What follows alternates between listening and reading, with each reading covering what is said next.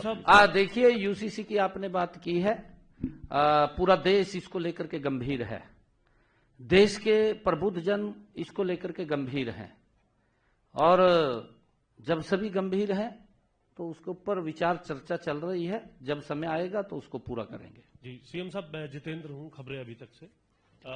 आपने अपने 100 दिन का लेखा जोखा तो यहां पर दिया, लेकिन विपक्ष की इन 100 दिन में आप अपने नजरिए से कैसी भूमिका देखते हैं? विपक्ष भी हमारी प्रशंसा में लगा हुआ है, हम अच्छे काम कर रहे हैं, क्योंकि देखिए उनका अपना विषय है। वैसे तो अभी तक 100 दिनों में ये निर्णय नहीं कर पाए कि भाई विपक्ष का नेता कौन होगा,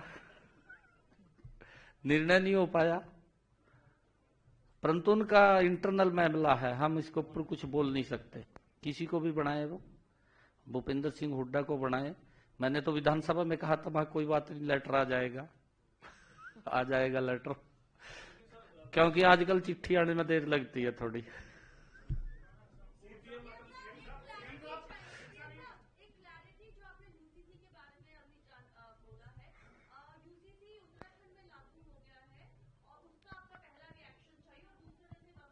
नहीं, उन्होंने अच्छा किया है। नहीं, हमने जब उन्होंने लागू किया था तो उसकी हमने प्रशंसा की थी। क्यों? मैंने जो बात, मेरा रिएक्शन आपने समझा नहीं। मैंने कहा कि पूरे देश के अंदर इसको लेकर के डिबेट चल रही है, चर्चा चल रही है, और लोग चाहते हैं कि ये लागू हो। देश का बहुत बड़ा लोग, बुद्धिजीवी लोग चर्चा करके इसके ऊपर ये चाहते हैं कि यूसीसी लागू होनी चाहिए, और जैसे जैसे समय आएगा हम करेंगे ना, मैंने कहा है। सीएम साहब ये जो आपने सीएम साहब जो ये 100 दिन का कार्यकाल है, 100 दिन की उपलब्धियां आपने बताई सर, करीब 1.5-2 घंटे में। तो आने वाले कोई 1 साल का या कोई 2 साल का कोई और लक्ष्य तय किया है सर कि किस तरीके से काम? वो लक्ष्य के बारे में मैंने बताया ना पूरा, भी हमने क्या क्या काम करने हैं। मैंने उसके बारे में भी बताया आपको कि हमारे सामने जो काम है, हम गति से उन कामों को करेंगे, और कर रही है हमारी सरकार, मजबूती से कर रही है। सीएम साहब, Ravi Chandel, Surya Samachar, this side sir. जी सर, हाल ही में कैबिनेट की मीटिंग में आपने कहा कि दिव्यांगजनों के अंदर जो सूची है उसमें 11 और कैटेगरीज को ऐड कर लिया गया, लेकिन मस्कुलर डिस्ट्रोफी एक ऐसी सीवियर डिजीज है जिसको लेकर बहुत से बच्चे और उनके जो अभिभावक थे वो बीते दिनों मुख्यमंत्री आवास पर भी पहुंचे थे।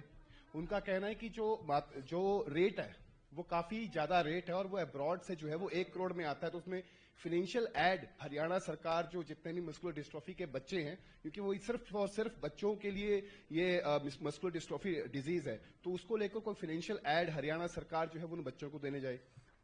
नहीं, देखिए उसके लिए हम बजट के अंदर भी इसके लिए पूरा रोड मैप वो रखेंगे, और इसके लिए अलग से हम बजट की भी एलोकेशन करेंगे। और मैं आपको यह भी बताना चाहता हूं कि इसके लिए हम, हमारे चाहे मंत्रीगण हैं, चाहे मुख्यमंत्री, जो राहत कोष है उसके माध्यम से भी अगर कोई इस प्रकार की बीमारी अलग से आती है, उनको हम हेल्प करते रहते हैं, बजट के माध्यम से वो करते रहते हैं। ऐसा नहीं है कोई अब हमारे पास एप्लीकेशन देता है तो हम उसको लाभ देते हैं। एक प्रधानमंत्री कोष से आता है, एक मुख्यमंत्री कोष से आता है, हम उसको लाभ देते हैं।